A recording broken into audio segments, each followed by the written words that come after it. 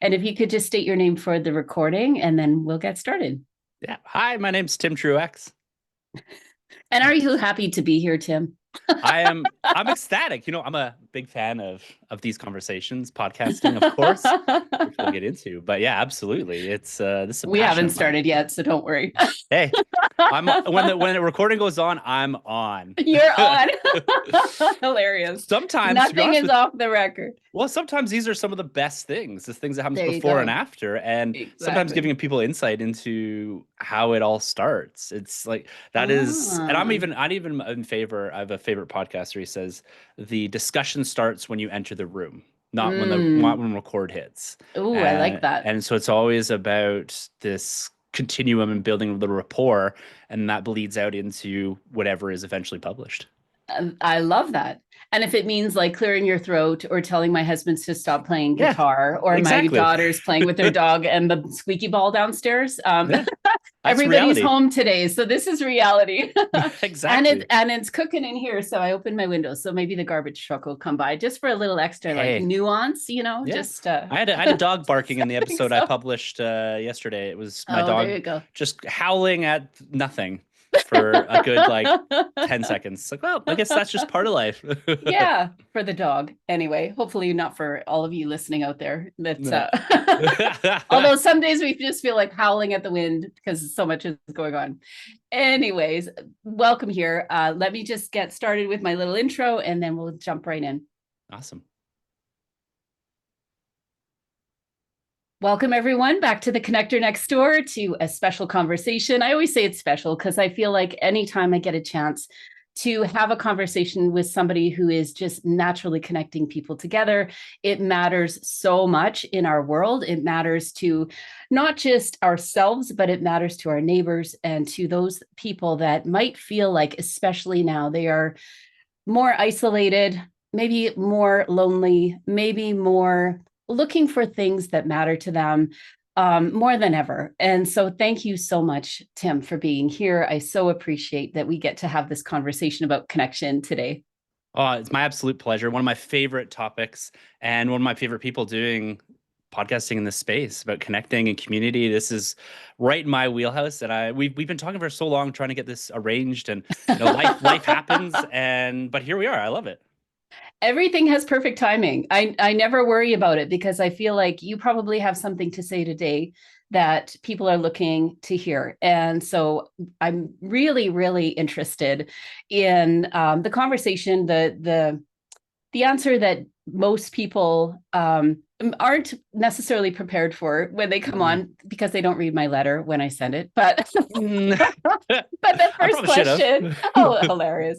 The first question I always ask is, what does connection mean to you? And it really is about you as a person. You know, we Hmm. sometimes default, especially in a professional world, we default to what we do. We default to those Hmm. things that we manifest in the world. But I really want to hear from you. What does connection at the heart for you as a person? What does that mean to you? Connection for me is shared experience, to be honest. Like Mm, this is effectively what I think a lot of us are chasing in life is the isolation that you spoke of at the top there. In this digital world, it feels crazy to say that, but I think we're more isolated than ever. And I think the shared experience, that's connection to me, because I think a mm. lot, whether it's family or in a passion of yours, a hobby, or even in your work environment, it's this collective shared experience that we're all kind of striving for. And I think facilitating that is a big passion of mine, whether it's through podcasting or events or even just having Friday night dinners. That was a huge thing for me growing up, was Friday night dinners with my parents and their friends and all of the kids in our neighborhoods, because it allowed for this collective experience of just decompressing at the end of the week. Even as kids, we needed that, and sharing this thing that meant so much. And there's a lot of talk in the world about these tangible items, these things that we need to hold and physically feel. But to me, the connection is something that resides so deep, and it's really surrounding that shared experience and sharing things and the things that make you happy with other people. That's kind of fundamentally what connection is for me. And what is that ripple effect of shared connection or the shared experience? What does that do for us?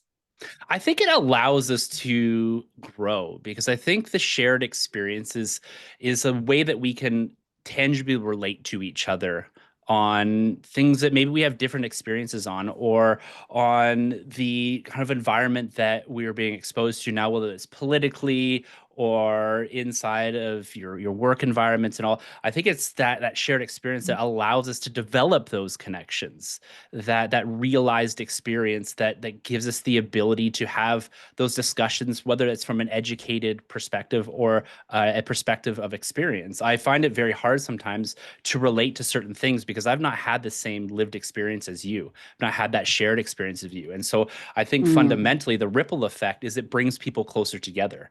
It's like being mm, a parent too. We're both parents. That shared experience with the people that you went through it with is so fundamentally important, because sometimes it makes you realize that this thing is normal. This thing that I'm mm, going through is normal. And that mhm, reassurance, whether it's as a parent or as a colleague or as someone that's kind of trying to consume the world that is in front of us right now, that lived and shared experience makes things feel normal. It doesn't make you feel isolated. And I think that's the mm. ripple effect of shared experience, is that it removes some of that isolation because it feels like you're in this whole thing with someone. And that thing could be anything, really. Like I'm a giant pop culture collector, and I really wanted to share these experiences with people. And that's why I started a podcast, because I wanted to find people to share this with, because it's something that I love. And the only way to do that sometimes is to find people who are like-minded, but who've also lived that same experience. And it kind of removes that isolation, some of those initial boundaries from all of it. Almost makes you feel like not so much that you're not alone necessarily, but there is that feeling like somebody gets me. Hmm. Um, and I did feel that at the Pod Summit, where I actually texted my husband. I go to events all the time. I'm an events person. Um, Sometimes because I have to, sometimes because I'm presenting or something, or sometimes I just really love the environment. And when Hmm. I stepped in and started talking to people, and we'll get into, if those of you that are listening, we'll get into this a little bit, but when I started to talk to other podcasters, I texted my husband and I said, I don't feel out of place here. Hmm. And that is very unique for me, because in many situations, I do feel like I'm a bit of a fringe player, or I'm a partner, or I'm a somebody, right? I'm coming from the outside, and that has its own beauty and its own thing. But to be there and just to know that this is part of me, it's something that's important to me. Um, and you might appreciate this as a storyteller yourself too. But I just dug out 2 days ago. I have journals from when I was 13 years Awesome. old.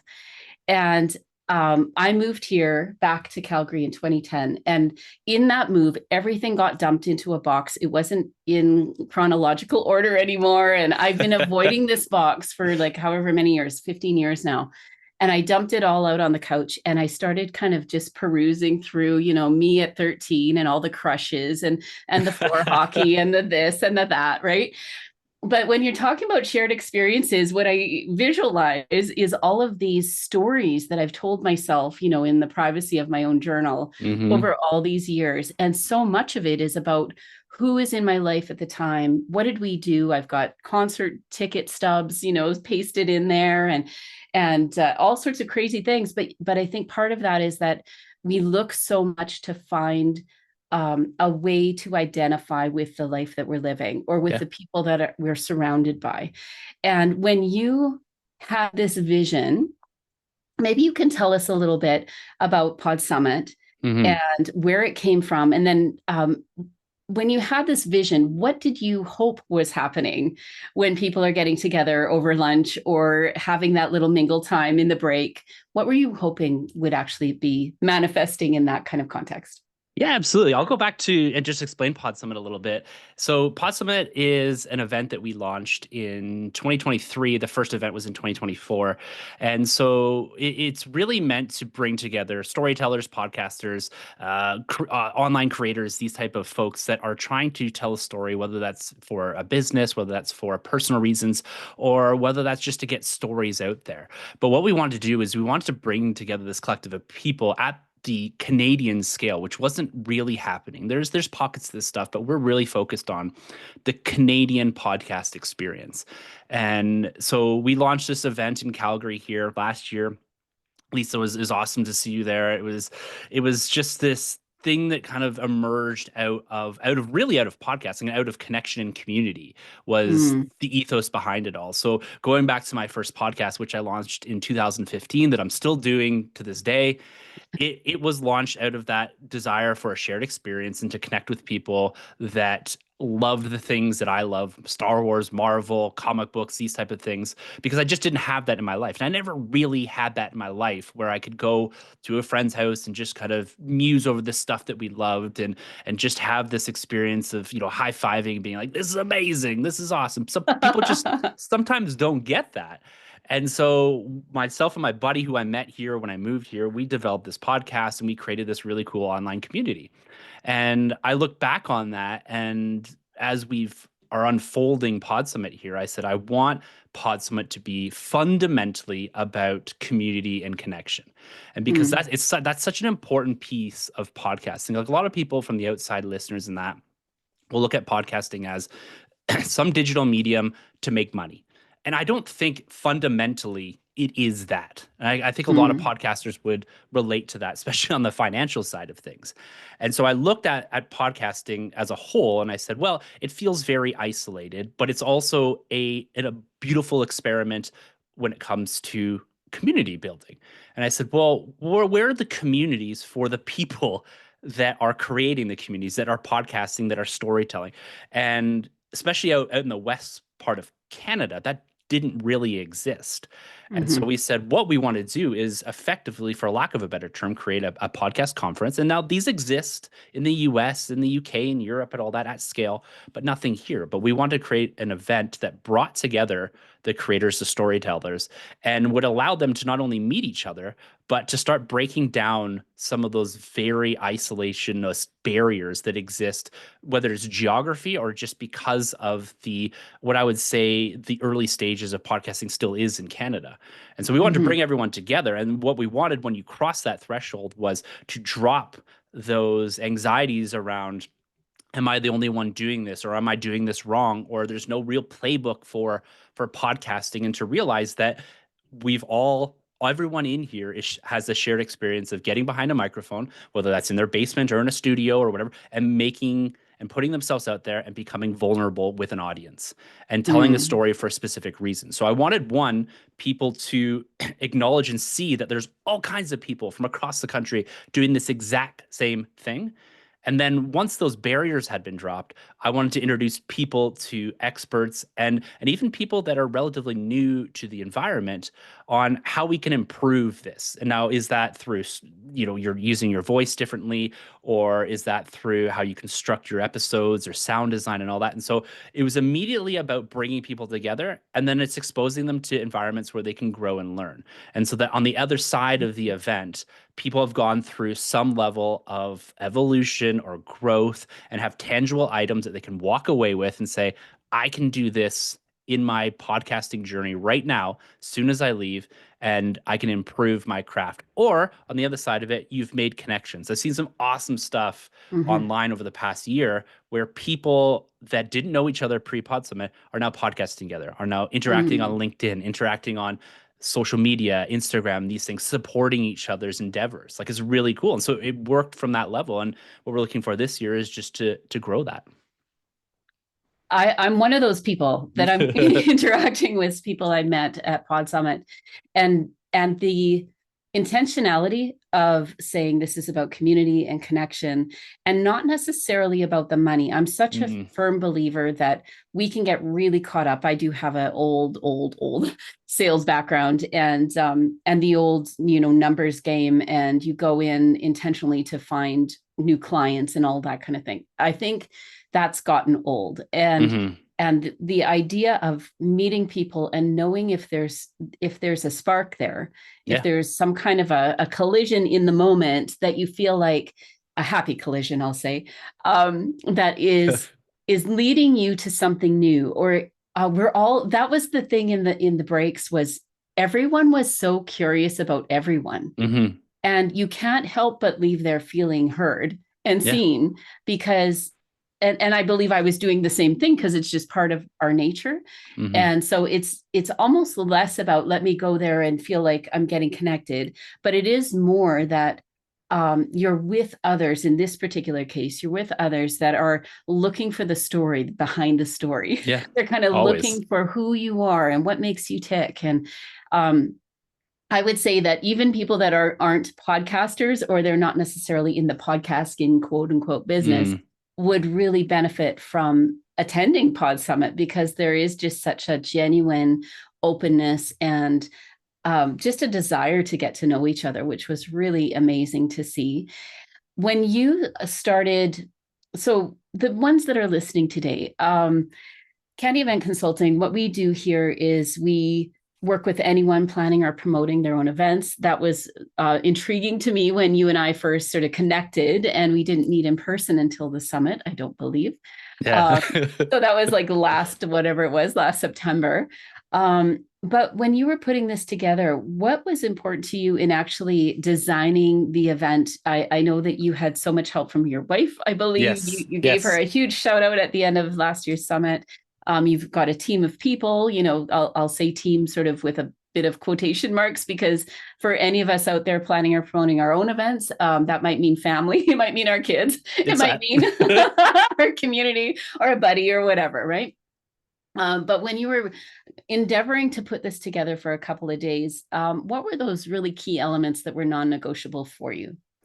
The number one key, I like the non-negotiable piece of it, because this is something that, and really it was my wife and I that kind of designed this whole thing. And we've got a nice board now that helps advise on things, which is really Mm. great.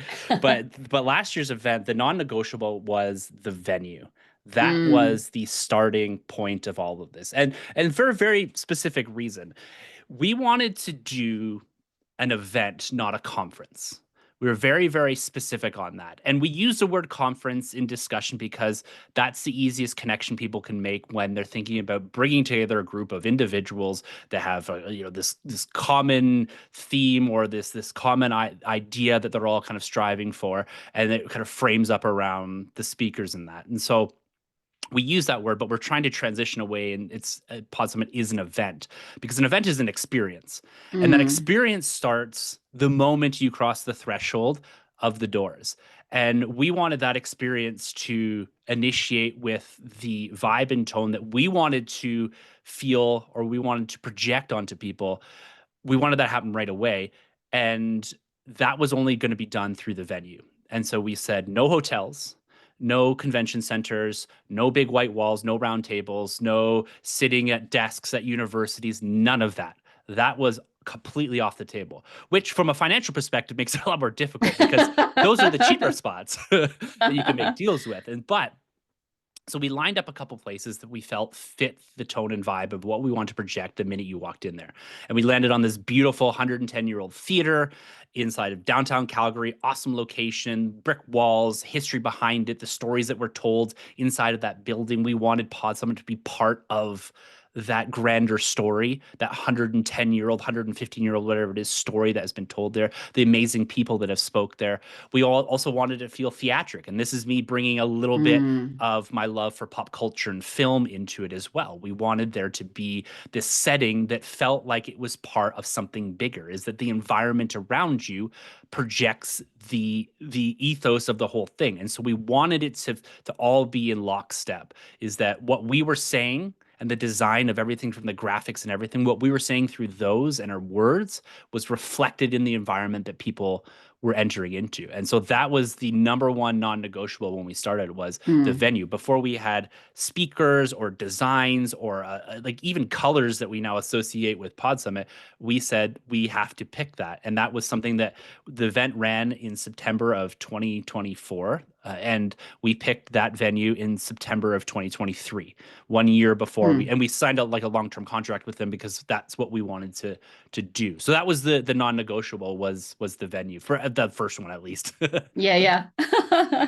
Well, and the space, like you said, coming over a threshold, um, not to get too heady about it, but there is something about crossing over, Hmm. taking yourself from one state to another state, showing up, with all of your bags. And they call me a bag lady for a reason, because I always have like 15 different things. But but there's a leaving yourself at the door and allowing yourself Hmm. to engage in that experience that we have a responsibility as attendees. I believe that's something that we can do to prepare ourselves for an event. It's like if you traveled, right? You do a little bit of research on what's going on, who might be in the room. But as organizers, as planners, we have this opportunity to make that easier, Yes. to give people a way to visually, maybe with sound, maybe with light. Hmm. When you're talking about pop culture and theater and music, and really the grand is so really grand. Like for those Yeah. of you that don't live in Calgary and you're coming to Calgary, find us. We will give you a tour of the grand because it really is such an incredible icon here. It has been saved a few times. Yeah. We used to actually work with the team there as they were reinventing themselves. That was a few Hmm. years back. But just what a gem of a venue it is. And for you to be as intentional as you were to book that space, knowing that what you're trying to create will need a space like Yeah. that where it can breathe and grow, and the fact that you will be there long term, change a little bit, year Hmm. over year, like be able to utilize that space in different ways. That's amazing. And when you're talking about sort of your loves, the family for sure, but then also Hmm. pop culture and telling stories and podcasting and now creating an experience through an event, that's the container you're using for the Pod Summit. Was that showing up for you when you were younger? Is this something that you felt like you were gathering people together in ways like this to tell stories, or to be together and have those shared experiences when you were younger? Were you the catalyst? Yeah, I Or think so. Like I was always the guy that was always pointing to friends and be like, "We should do this," but but I'm so not gonna do it. Who's that I'm gonna not do gonna it? do it. Like I'm a little I just smarter. want to show up. Yeah, but this guy, you should absolutely do this. Yeah, I would say Hilarious. it was from a young age. Like I said, like the Friday night dinner thing was a very important thing to me growing up, and that's something that we've maintained in my family life now. Mm, And so that was kind of where it was born out of me, is like seeing people come together and be happy. And mm. I would say, yeah, through universities as the catalyst for the guy, like we should have a party, like a themed party, and this is the theme. Let's all dress as military people. It's like all ridiculous stuff when you're in university, right? But yeah, I would say that unknowingly, like a lot of times too, I think you go through life and you've put yourself into this box. This is the person that I am, and a lot of times that you don't really realize until you reflect back with hindsight about who you actually are. And someone that helped me a lot with this was Jeff Humphreys, a good friend of mine here in Calgary Sessions podcast. He's helped me reflect a lot on like who I am and the things that I've gone through that I take for granted. I think people take for granted those type of things. And I can honestly say, like, you asking that question is forced me to kind of quickly reflect on that, and that I'm going through all these moments in life being, yeah, I guess it's hard to say because you want to be kind of humble about things, but yeah, I would say I'm a catalyst for these things, and sometimes I'm just an idea guy and someone else is an execution, but realistically, I love being with people. I love Mm. sharing experiences, and it's awesome. The idea of marriage too for me is it's all about love and all this stuff, but it's having a partner to share life with.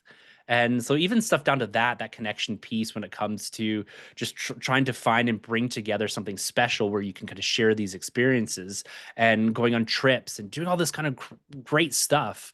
I'd say, yeah, I've always been down. I like my alone time, but Yeah. ultimately at the end of the day, bringing people together has always been so much fun for me. And my wife's the same way. She just like that's what she does for a living and all. It's just bringing people together. That is her whole thing.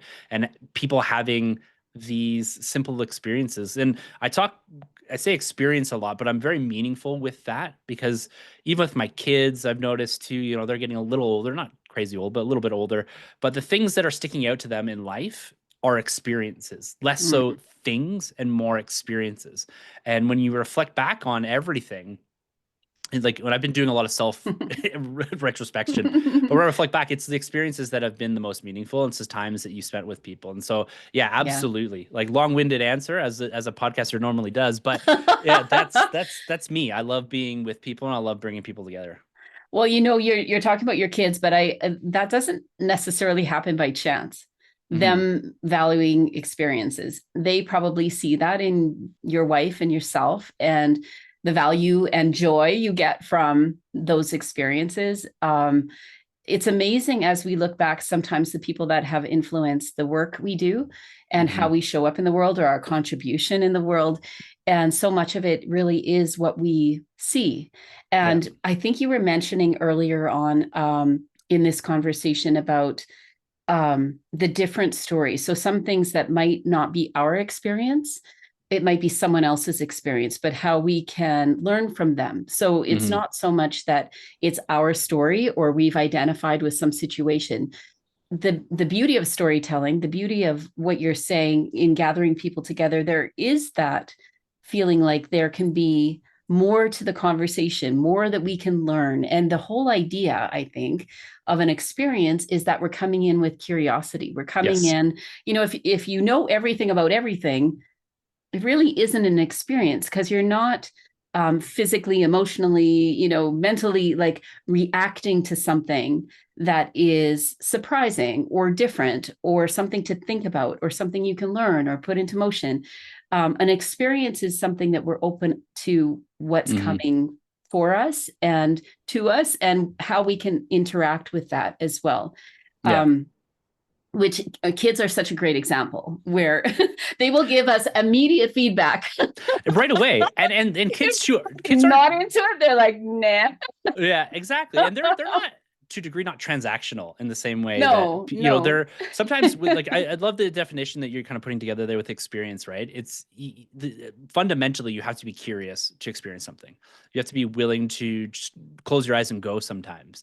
And I'd say even with my youngest, especially, she is very much that, like, let's do this thing. And it's like, oh, you kind of got to learn, like, there's some boundaries here to all of that. But it's that experience with them, they're just kind of along for the ride.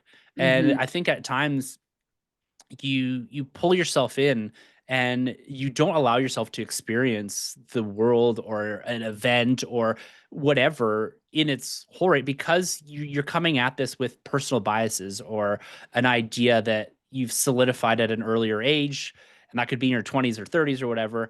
And then you're unwilling to kind of approach it and look and say, oh, maybe that is interesting. I think that's where this event and podcasting in general is so great, is that you can get a perspective, but if you harden yourself to the idea that you know everything, or that you're not willing to open yourself up to learning. Like I've had people say to me, why do I need to come to, like, I've been podcasting for 7 years. Why do I need to come to PodSummit? I know everything I need to know about podcasting. It's like, well, that's fine, but I would argue that you probably don't. And some of that just because, and that's not like a technical or a dig at anyone. It's just because the pace of evolution of podcasting in general is so fast.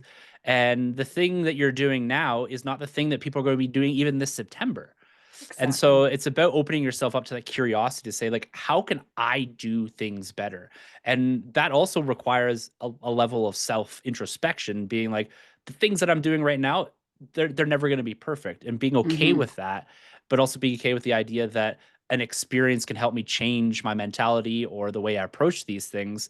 And going to an event with a whole bunch of people that are feeling the same way, you're definitely going to take something away. Absolutely. It's so interesting, the conversation about being curious too. And I was just at a industry event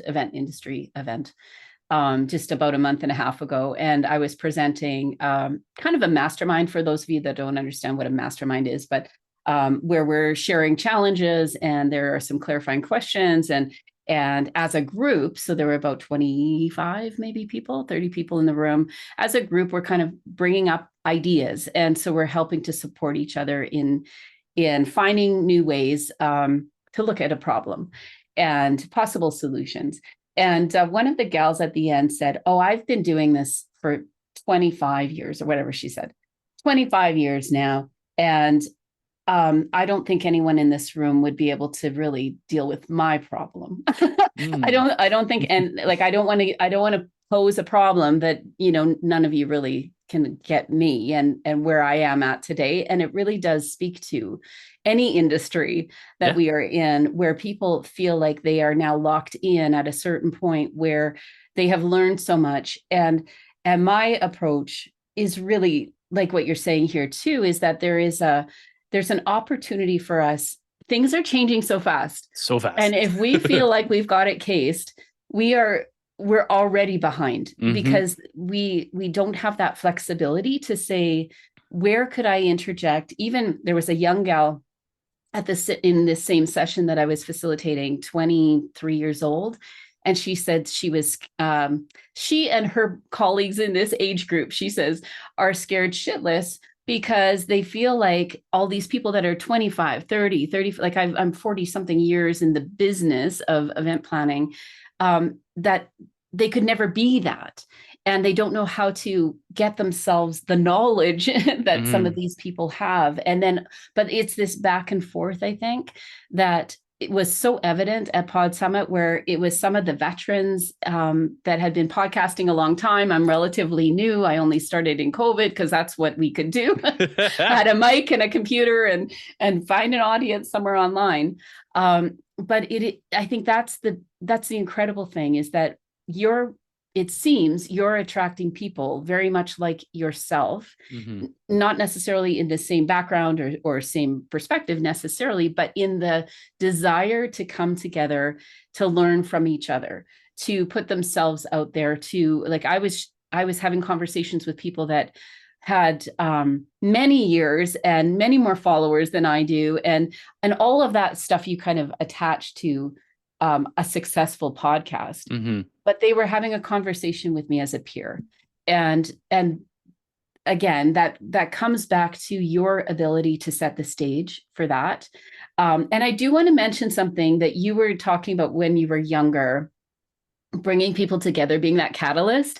And you mentioned something, and I don't know why this kind of peaked in my brain, but you said, not to, I don't mean to brag, but Yeah. or I want to be humble. I want to stay humble. Yeah. I want to stay humble. And many of the people that I work with are so behind the scenes gathering people together that they feel like, well, I don't want to be in front. I don't want to, I'm just gathering people together, and I'm just doing this little thing over here. We just have a little small nonprofit, and we're just kind of out here doing our thing. The value of the compiling of all of these gatherings in a community matters. And you doing it, what you were doing in university or high school or as a kid or now with your own family, I just want to tell people out there that it isn't bragging to say that I not only love gathering people together, but I'm good at it. I understand it. I care about people. I'm going to take the time to get to know the people that I want in the room. I'm going to open up opportunities for experiences.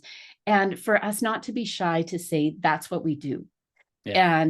And for you, Tim, I don't know why that kind of stuck with me, that you are, you and I don't know each other super well personally, but I do feel that you have that ability to show up and everyone's shining in the room.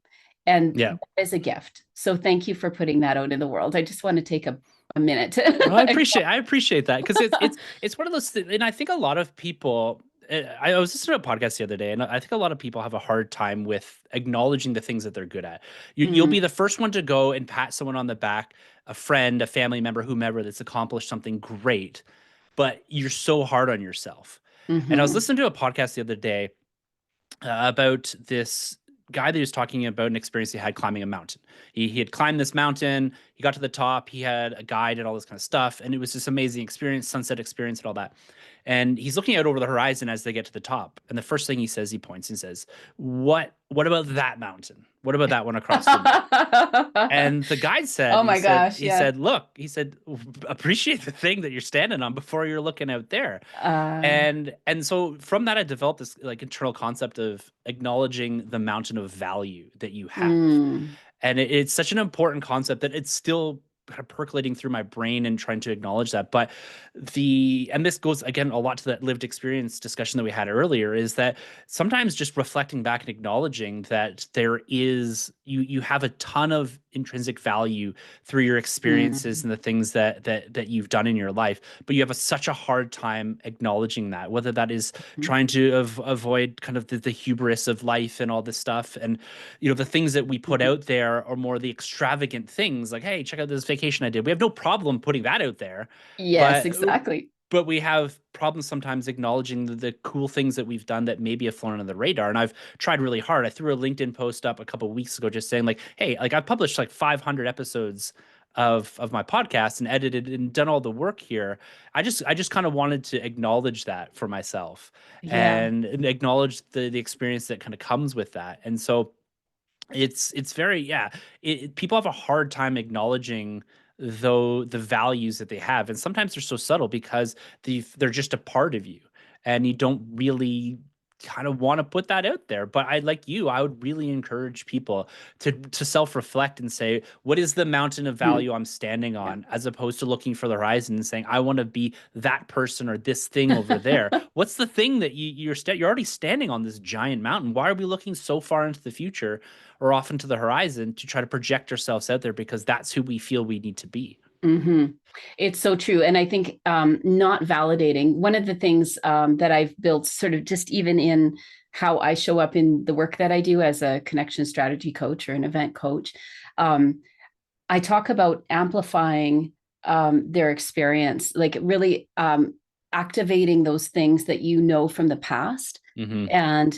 and we don't need more. I'm the worst for, oh, I need to take that extra class, or I need to Yeah. spend that extra money, or there was one point where I said I'm going to stop throwing money at my insecurities Mm-hmm. or at sort of the other mountain, right? Like Yeah. at that other mountain, and I just need to not just celebrate this mountain, but just let it soak in, let it Yeah. teach me, let me sort of process what just happened, and there's some value to really allowing ourselves to be there, and I Absolutely. think for those around us that is also part of the gift to others as well, is that there's an understanding that it has taken a lot for us to get here, and then they can also enjoy their journey Yeah. as they're moving forward as well. I put together just a little book. It was just after COVID, but the title is Event Planning from the Inside Out. And I had to look it up because don't want to get it wrong. But it's Embrace Your Experiences to Enhance Your Planning. And Mm-hmm. so it's really about taking all those things. Like you don't have to learn more. Well, I'm a lifelong learner. So it's not like don't go to school or don't learn more, but take your time Mm-hmm. and allow all those amazing things, like you as the gatherer, you as somebody that wants to connect people together, Tim. There's so much meat there already, so let's have the meal. Let's get Yes. something together, let's enjoy it, and let's bring other people to the table, which is really seems like you're doing through the Pod Summit. I would love, now this is super big, but if you could take some of those elements, the things, the connection, what I call the connection foundation that's happening at the Pod Summit, and you could pull that up into a sort of a bigger sense in the world, what's going on in the world. There's so many things just brewing right now that people feel, I don't want to broad brush this, but I do feel like people are more anxious. There's more Mm-hmm. questions. There's more anxiety around meeting, I think. What am I going to say to somebody that doesn't agree with me? If you could take a bit of that little microcosm that's going on Mm-hmm. at the Pod Summit, bring that into the world, what would that be? What would be something that you would love planners out there to know, and to maybe be curious and to try in their events that would make a bigger difference in our world? Yeah, that's a loaded question. It is a loaded question. That is a very big one. I guess Doesn't have to be big though. it's I got kind of two things, and Mm, there's almost two parts to this. There's kind of the broader thing that I would pull out of Pod Summit, and then there's also this little piece that is very important to me from a planning perspective. And so I'll go for the mhm, broad stroke thing first, kind of pulling out of Pod Summit. And I would say don't underestimate the amount of people that have a shared experience that want to find, seek, and discuss that shared experience. mm, It's so important that we acknowledge, even in this like very isolated world at times, like I said at the top, we're so connected but we're so isolated mhm, that we almost protect the things that are super meaningful to us, but also are afraid almost to put ourselves out there, because so with the way social media is, there's that judgment, there's that fear of the disagreement, there's that fear of having to defend the things that you love. And I'm not Mm-hmm. talking from a political standpoint. Like I'm even talking like I put a thing up and say, hey, I love this Marvel thing. There's people that come like, oh, you can't love that. It's garbage or whatever. And Mm-hmm. so I would say, yeah, don't underestimate the amount of people that are looking to make that connection. And for us at the start too, was like, oh, we don't even know how to find these people. How do we market to these people? How do we get people Mm-hmm. to the event?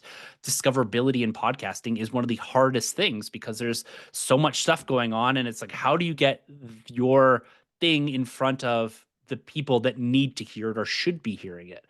And discoverability of the event is the same way in trying to find the people. But I think we underestimated the amount of people that were looking to make those connections. And Mm-hmm. I'd say from an event planning perspective, that is like fundamental, is that, you just got to find them. That's the hardest part about all of it. I think that those people exist out there, but it's just finding them and then engaging them is the biggest Mm-hmm. piece of it. And so I'd say from a broad stroke perspective, like as a community builder, is that there's people out there looking to be a part of a community. They just don't know how to find it. So you as a planner have to find a way to find them. And I think that's the hardest part about event planning, is making enough people known that this thing exists and that they can get value out of this thing. Yeah. Whew, what a good answer. Um, Couple things come to mind. Leadership comes to mind. Hmm. Because when we're leading, sometimes we do feel isolated, Yeah. but it doesn't mean that we're alone. Hmm. Um, Leading means not necessarily being swayed by the opinions and the naysayers Hmm. or those that will be negative. Just knowing that we know what we're about, Hmm. doing that inner work. It's also about knowing not just who we want to connect with, because sometimes we don't know who they are, right? Yeah, exactly. When you say finding them, I think you and I probably found each other that way. You put something out in Hmm. the world, and I'm like, oh, that Yeah. sounds like a place I need to be. There's something to what leadership means in this whole discussion, because you stepped out as a leader. You're certainly part of the crowd. You're doing the work, you're right in the midst of doing your own thing, but you're also stepping up and saying, I believe I can lead something that is going to Hmm. be meaningful to a lot more people than just me or my tiny circle or whatever that is, the people that get me and I get them and whatever, this is broader than that. For those of you that are listening out there, where are those areas where you can step in and be a leader? Hmm. Planners sometimes do, like I was saying earlier, step out or step into the background. We stand at the back of the room. We're in the green room. We're, planning, or we've got our clipboards or whatever it is, or we're on our computer. Most of the time is doing admin on a computer. Is not glamorous, but it certainly is an opportunity to lead. And it's Hmm. an opportunity for us to have influence on how we create those experiences. And that's why I'm so incredibly passionate to talk to people like yourself, Tim, where you are doing that work. And when we start to dissect it, Hmm. like we used to do in biology, and Yeah. that was the only thing I loved, was maybe in bio, is really getting into, how are things made? When we look at what we're creating, when we pull that apart a little bit and just say, what makes it tick and work? And I talk a Hmm. lot about the heartbeat of events, and really making sure that the heartbeat stays strong, because we can add all sorts of other things. You can have a different costume on something. You can have a different, props at the front and different music playing. And for each one of you listening, that's going to look different. Hmm. But that purpose of why you're there, why you're bringing people together, why you're gathering people together, and why are we personally invested? What is our purpose in showing up Yeah. to do this? To get really clear about that. And I think you've given us so much to percolate on and to think about today. Thank you so much for taking the time to have this conversation with me. Connection isn't just an add-on. Connection is something that happens right at the heart Yeah. of why we do this. So thank you so much for taking the time. Well, thank you so much for having me, Lisa. This has been fantastic. I love this conversation. So much fun. And if people want to come to the summit, now you don't have to live in Calgary to come. No, You can come from anywhere in the world, I'm guessing. absolutely. Lots of seats for everybody. I don't know that registration's live quite yet. Is it Not up quite yet? yet. It'll be Okay, coming here. We're going to be making an announcement next week. And awesome. throughout April, we've got all our keynotes and our live podcasts and a good chunk of our programming already locked in and ready to Amazing. go. We have a little bit of a blackout window right now that we're observing, just because there's lots of other stuff going on, and we want to make sure our stuff catches the attention of the right people. But the tickets will be launching in May.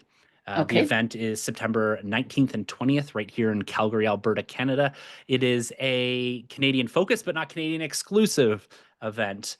And so Ah, we'll be really, really amped up to have anyone who is a storyteller. That is, when people ask who should be coming, I say storytellers. It is, yes, centered around audio podcasting and video podcasting and creation, all that. But fundamentally, I think anyone that has a story to tell can buy a microphone off Amazon and can tell their story. And that's what this event is all about, is storytelling and just amplifying that, and also giving you the tips and ideas and experiences that allow you to do that better and in a way that I think can serve a much broader community.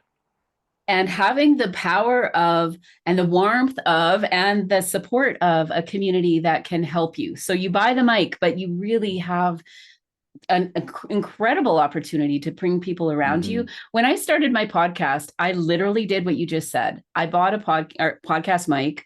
I plugged it into my laptop. I learned how to edit on Mm-hmm. GarageBand of all things, and just started. And I didn't even know really what, I didn't listen to podcasts really before this. I'm a book lover. But I think finding this community is like, oh, there's a bunch of us.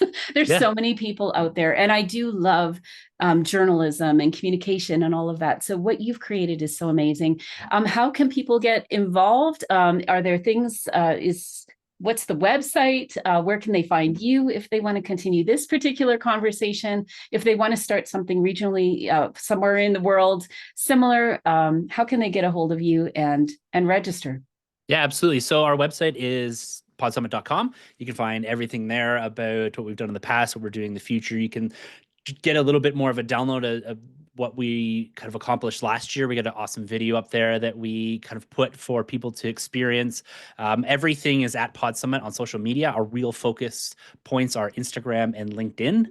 So you can find us there. You can find me on LinkedIn as well. And you can email us at info@podsummit.com if you're curious about the event or just having another conversation. I love talking on podcasts and sharing experiences. And so, just hit me up. I'm there. We're there. Team's there, and you'll get a message back from us in any scenario if you just want to chat. I've had lots of conversations with people who are just interested in the event, and so I'm happy to Mhm. sit for 15, 20 minutes and just download you on what we're all about. Amazing. Thank you again, Tim. This is awesome. I will put all of that information in the show notes for Awesome. you. Those of you that are listening to this, thank you for taking the time to listen. You have something to give to the world. Your experiences matter. You can create experiences that matter. And I so appreciate that this makes it so practical. So thanks again, Tim. Awesome. Thank you.